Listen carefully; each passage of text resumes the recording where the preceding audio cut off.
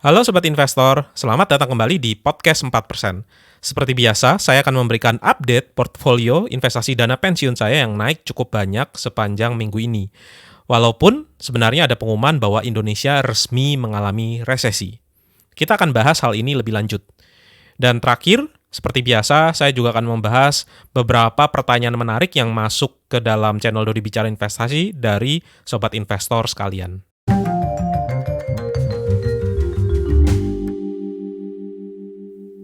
Sobat Investor, bagi yang masih baru di channel Dodi Bicara Investasi, ini adalah seri podcast yang saya buat dengan harapan bisa mendokumentasikan perjalanan portfolio investasi dana pensiun saya hingga mencapai kebebasan finansial yang sudah saya set sebelumnya, yaitu dinilai 10 miliar.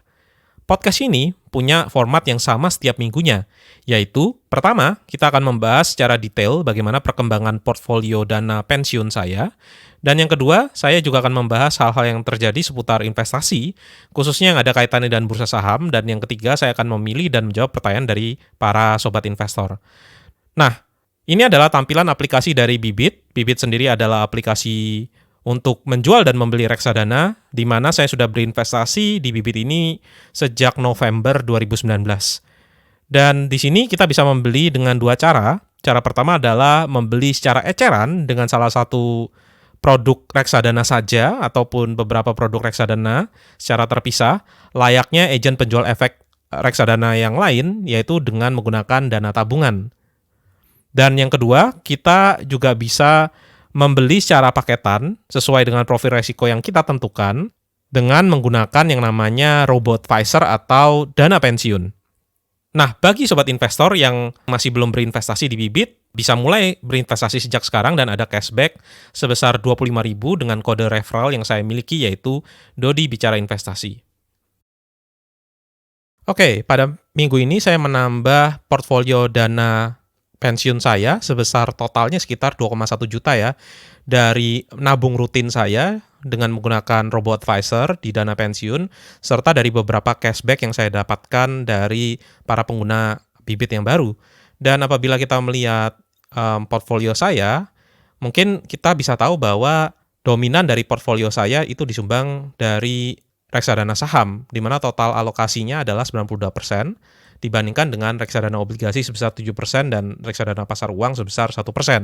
Ini memang berbeda dan jauh lebih agresif apabila dibandingkan dengan saran dari robo-advisor, yaitu untuk profil risiko yang paling tinggi sekalipun itu disarankan 70% di saham, 20% di obligasi, dan 10% di pasar uang.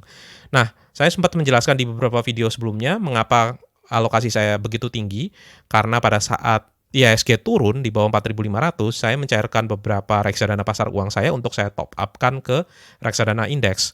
Dan apabila kita lihat di sini, alokasi saya di reksadana saham itu isinya adalah dua reksadana indeks, yaitu Average IDX 30 dan juga BNI AM ADX 30.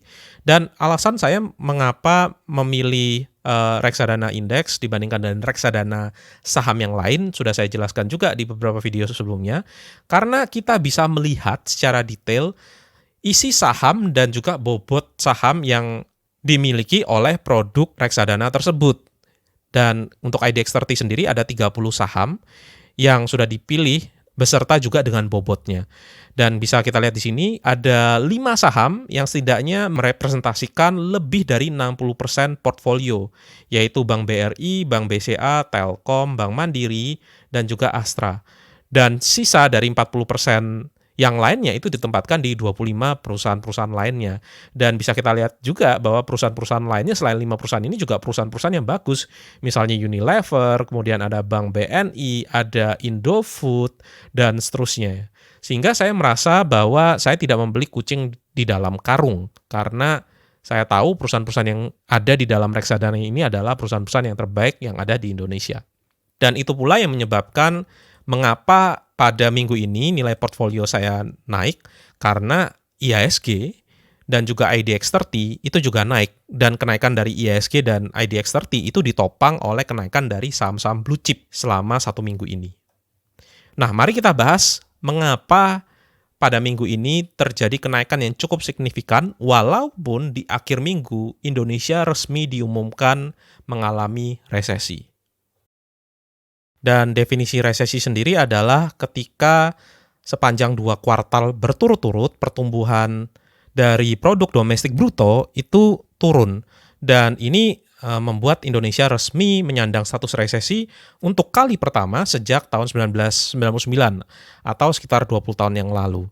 Dan mengapa bursa saham masih tetap naik? Apabila kita lihat di sini IHSG pada minggu ini mengalami kenaikan yang cukup signifikan. Jadi kenaikan dari IHSG itu adalah sekitar 4,37%. Dan apabila kita cek secara spesifik yaitu indeks IDX 30, itu juga mengalami kenaikan yang sama ya. Dalam satu minggu terakhir, IDX 30 naiknya bahkan lebih tinggi dari IHSG yaitu sekitar 6%.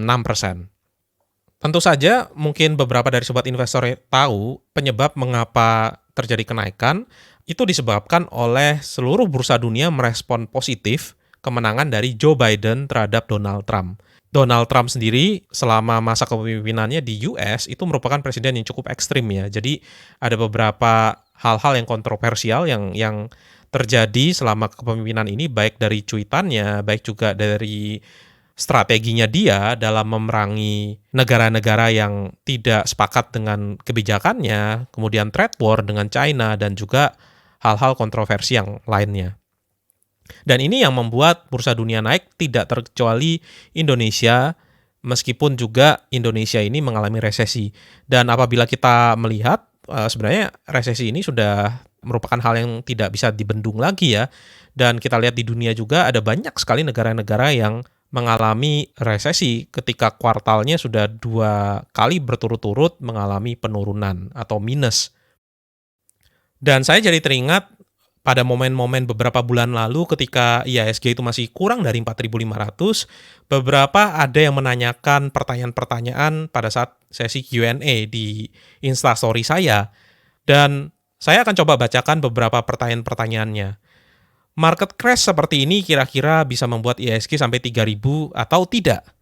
Dan jawaban saya pada saat itu tentu saja saya menjawab bisa iya dan bisa tidak. Kenapa? Karena saya bukan datang dari masa depan pada saat itu. Ada juga beberapa pertanyaan yang lain. Saya coba bacakan juga. Malam Pak, izin bertanya sedang diambang-bimbang. Jadi minggu kemarin saya sudah invest ke saham beberapa lot. Ada satu hal yang saya lupa yaitu mengenai ancaman resesi Indonesia. Jadi menurut Bapak apakah pergerakan di pasar saham nanti akan turun juga sama seperti yang terjadi pada Q1 jika seandainya Indonesia mengumumkan bahwasannya resesi? Lalu apakah saya jual beberapa lot saham saya kemudian saya investkan ketika memang terjadi resesi menurut prediksi beberapa pakar dengan harapan saya bisa mendapatkan harga murah dan dana yang sudah siap? Tapi amit-amit Indonesia resesi, semoga tidak terjadi. Tapi, kata beberapa pakar menyatakan bahwa Indo menuju jurang resesi.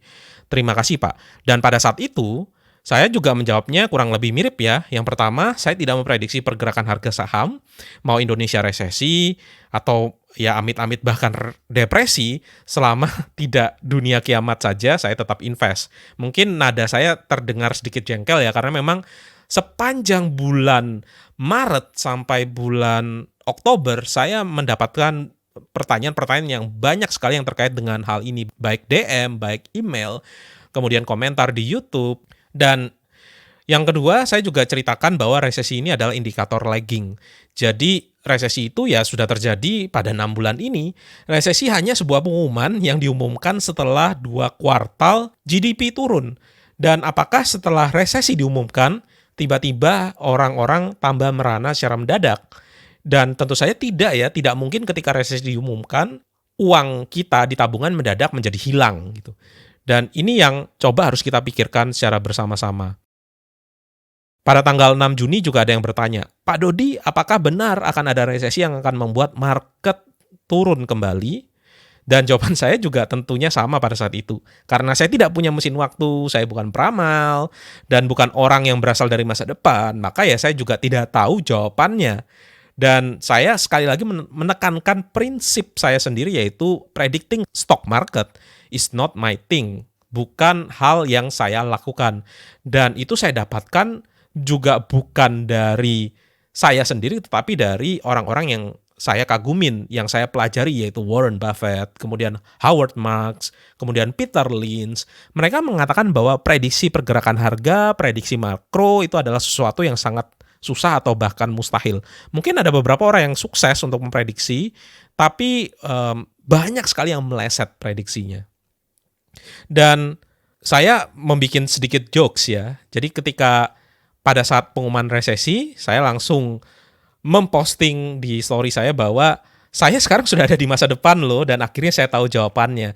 Dan jawabannya pada saat itu adalah persis ketika resesi diumumkan, IHSG naik 3%. Dan ini jawaban dari para penanya-penanya yang menanyakan IHSG di sekitar, pada saat IHSG di bawah 4.500, itu apakah mungkin terjadi resesi atau tidak. Dan ketakutan kita akan resesi, ketakutan market akan lebih turun, atau mungkin bisa dibilang greedy karena kita ingin membeli pada harga bottom, itu membuat akhirnya kita tidak jadi berinvestasi atau mungkin berinvestasi dalam porsi yang sangat kecil. Dan saya sudah jelaskan di minggu yang lalu bahwa market timing bisa membuat kita rugi. Apabila kita mencoba untuk memprediksi di bawah dan pada akhirnya meleset, maka yang terjadi adalah kita kehilangan kesempatan untuk membeli di saat yang murah.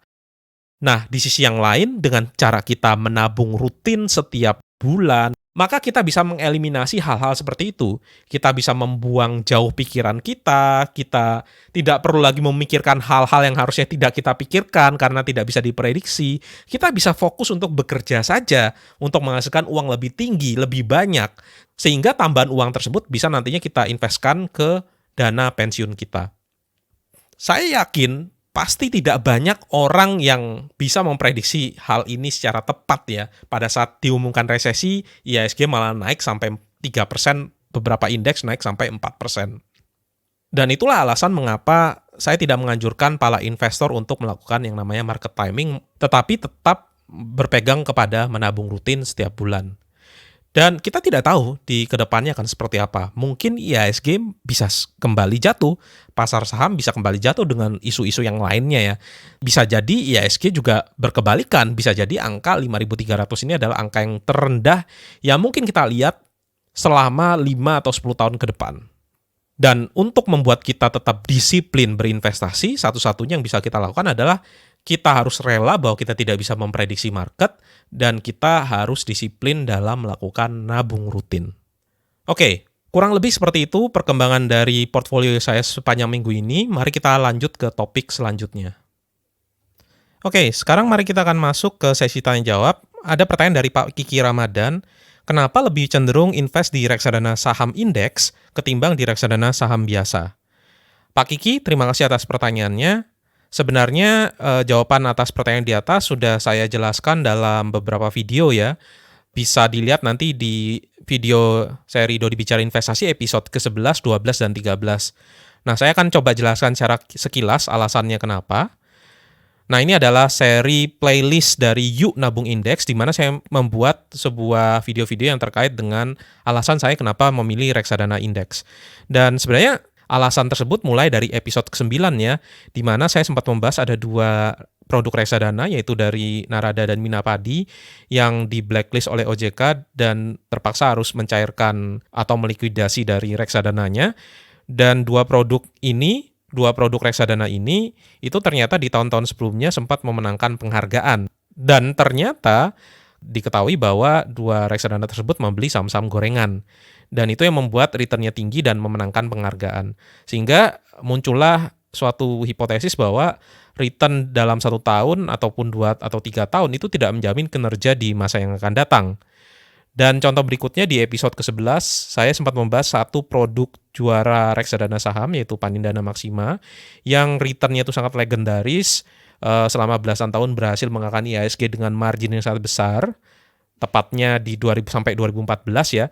Tapi setelah di 2014 sampai saat video ini dibuat di akhir tahun 2019, kinerja dari reksadana ini justru di bawah dari indeks atau IHSG. Orang yang membeli reksadana ini pada tahun 2014 karena berharap kinerjanya di belasan tahun kebelakang akan terulang, malah saat ini akan rugi. Dan di video selanjutnya saya mencoba untuk mengambil kasus yang lebih ekstrim lagi, saya membaca sebuah jurnal di mana ada penelitian yang meneliti reksadana saham terbaik dan pengambilan penelitiannya adalah di 2012. Jadi mereka tim peneliti tersebut mengambil data selama beberapa tahun ke belakang sampai 2012 dan disimpulkanlah ada beberapa reksadana saham yang memiliki kinerja yang bagus. Saya mengambil 10 yang terbaik dan ternyata 10 reksadana saham yang tadinya di 2012 menjadi reksadana saham terbaik, itu tidak ada yang bisa mengalahkan IHSG sampai tahun 2019. Dan dari video-video tersebut, saya akhirnya membuat satu video lagi yang menceritakan hipotesa saya mengapa reksadana saham tidak bisa mengalahkan reksadana indeks. Salah satu alasannya adalah mereka memiliki yang namanya fee management atau kalau di Bibit kita bisa melihat yang namanya expense ratio yang cukup tinggi. Kalau reksadana indeks IDX30 itu expense ratio-nya sekitar 1,6 sampai 2%. Sedangkan reksadana saham itu bahkan expense ratio-nya ada yang mencapai 5%. Dan selisih 3% per tahun itu bukan sesuatu yang gampang bagi manajer investasi untuk bisa mengalahkan indeks. Oke, sekarang kita akan masuk ke pertanyaan terakhir yaitu dari Bu Trisa dan juga dari YouTube Mologi. Pertanyaan dari Bu Trisa adalah, Pak Dodi, saran kali-kali bahas cara menghitung biaya pendidikan anak dong Pak. Dan oleh user YouTube Mologi saya diberikan suatu case spesifik yaitu 2030 anak pertama mau masuk ke kedokteran, terus kemudian tahun berikutnya di 3 tahun lagi ada 2033 ada juga anak yang ingin masuk ke kuliah. Oke, sekarang kita masuk lagi ke dalam spreadsheet. Saya menciptakan sheet baru yaitu episode 2B. Dan untuk menjawab pertanyaan dari Bu Trisa untuk dana pendidikan itu seperti apa, sebenarnya konsep dari menabung rutin tersebut itu juga tidak terlalu jauh berbeda apabila kita bandingkan dengan dana pensiun dan juga dana-dana lainnya. Nah, let's say dana pendidikan ini yang pertama, case pertama adalah untuk anak yang memang mau bersekolah di usia kurang dari 5 tahun, let's say 4 tahun. Nah, yang kita lakukan adalah ya kita tinggal langsung mengganti saja ya. Jadi kita bisa langsung hapus yang ada di sini. Kemudian saya ganti menjadi dana pendidikan. Kemudian saya ganti ini menjadi sekolah berapa tahun lagi. Dan dana pendidikan ini kita tinggal masukkan aja berapa ya. Misalnya kita ingin memasukkan dana pendidikan untuk SD. Angka ini terserah ya, jadi tergantung dari masing-masing ya. Let's say dana pendidikan untuk SD itu adalah sekitar 20 juta gitu misalnya. Dan anak tersebut mau masuk sekolah di usia 5 tahun lagi. Pada saat di tahun ke-5, maka dana pendidikan kita yang diperlukan, kalau seandainya memang naiknya itu berdasarkan inflasi sebesar 4%, itu menjadi 24,33 juta. Dan misalnya kita tidak punya modal awal untuk dana pendidikan. Maka apabila dengan persentase 9,9%, maka kita perlu menabung rutin sekitar 330.000 per bulan selama 5 tahun. Tetapi perhatikan apabila kita berinvestasi di 5 tahun, tentunya kita tidak bisa full untuk berinvestasi di saham. Maka yang harus kita lakukan adalah kita menciptakan portfolio yang lebih konservatif. Apabila seandainya memang tujuannya adalah 5 tahun atau kurang dari 5 tahun, maka kita perbanyak saja bobot di reksadana pasar uang maupun di reksadana obligasi. Ekstrimnya bisa seperti ini, 50% di reksadana pasar uang, 50% di reksadana obligasi, dan juga 0% di reksadana indeks. Dan perhatikan di tahun ke-4 dan tahun ke-5 itu harus diganti nabung rutinnya dengan reksadana pasar uang. Nah, itulah mengapa saya menciptakan bobot di mana 0% saham dan sisanya adalah reksadana obligasi dan pasar uang, karena sebenarnya reksadana saham itu cocok apabila kita berinvestasi di jangka waktu lebih dari 5 tahun. Karena reksadana indeks itu dalam waktu kurang dari 3 tahun itu masih volatil. Dan di kasus pertama ini mungkin kita tidak memerlukan aliran kas masuk dan kas keluar. Oke, untuk kasus kedua ini memang sedikit lebih rumit karena ada 2 kasus. Yang pertama adalah di tahun ke-10, anak pertama akan sekolah, let's say, di kedokteran. Dan di tahun ke-13, si anak tersebut akan sekolah lagi berikutnya. Nah, let's say, dana pendidikannya itu adalah 500 juta untuk kedokteran. Maka di 10 tahun yang akan datang, itu akan menjadi 740 juta. Nah, kita tidak bisa lagi menggunakan ini untuk skenario beberapa anak. Yang bisa kita lakukan adalah kita menggunakan kas masuk dan kas keluar. Nah, di sini kita akan lihat kas masuk kita isi dengan angka 740,12 juta. Dan berikutnya itu adalah di 13 tahun, let's say bukan kedokteran, tapi misalnya kuliah yang lain di luar kedokteran yang diasumsikan lebih murah. Saya masukkan aja misalnya biaya untuk menyelesaikan perkuliahan itu adalah sekitar 200 juta gitu ya. Maka memerlukan biaya sebesar 333,01. Kita masukkan di sini 333,01. Yang kita bisa lihat di sini karena lebih dari 5 tahun, maka kita bisa mengisi portfolio kita dengan dominan reksadana indeks. Dan di sini returnnya saya akan memakai 9,9%. Kita juga harus mengatur berapa penambahan tabungan kita. Let's say 0% per tahun ya tambahan tabungan kita. Dan kita akan coba memakai konsep net present value. Kita akan mencari berapakah nabung rutin kita, supaya nanti kas masuk dan kas keluar ketika di net present value kan, penjumlahannya adalah 0. Nah, kita akan coba naikkan ya, karena net present value-nya positif. Misalnya kita naikkan menjadi 40. Ternyata masih belum juga, kita naikkan menjadi 42, naikkan menjadi 45, 60. Oke, ternyata lebih, 55, 52, kita naikkan menjadi 54. Dan ternyata ketemu bahwa investasi kita itu haruslah 54 juta per tahun. Nah, apabila kita ingin melakukan investasi rutin, di mana setiap tahunnya dana kita bertambah, ya kita tinggal ganti saja di sini. Let's say misalnya 10% per tahun, maka kita bisa mengurangi start tabungan rutin awal kita. Misalnya kita kurangin menjadi 20 juta. Ternyata masih positif, kita tambah lagi 25 juta, 30 juta, 35 juta. Kita kurangin karena negatif ya, misalnya 31 juta, 32 juta, 32,4 juta. Oke, mungkin nanti untuk 1 atau 2 tahun sebelum penarikan, itu harus diganti nabung rutinnya dengan reksadana pasar uang. Menghindari apabila kita ingin menarik, kondisi pada pasar saham pada tahun ke-10 itu sedang fluktuasi ya. Sama ketika ingin ditarik lagi di tahun ke-13, 2-3 tahun terakhir itu kita harus invest di reksadana pasar uang. Oke, kita sudah sampai di penghujung episode dari podcast 4% ini. Saya mengucapkan terima kasih bagi sobat investor yang sudah mengikuti dari awal sampai akhir. Dan sebelum saya mengakhiri podcast ini, izinkan saya untuk memakai waktu saya untuk berterima kasih kepada sobat investor yang sudah mensupport saya selama ini melalui donasi di situs traktir.id/Dodi Bicara Investasi, atau linknya bisa dilihat di deskripsi. Channel Dodi Bicara Investasi sampai sekarang masih mencoba untuk memegang prinsip yaitu tidak menjual kelas online, ingin mencoba untuk membagikan ilmu secara gratis, dan segala macam dukungan sobat investor yang sudah diberikan kepada saya itu tentunya sangat berarti sekali bagi saya. Dan apabila sobat investor ada pertanyaan, silakan tuliskan pertanyaan-pertanyaan tersebut di kolom komentar, dan apabila ada pertanyaan yang menarik akan saya bacakan di episode-episode selanjutnya. Terima kasih sobat investor, sampai jumpa di kesempatan lainnya.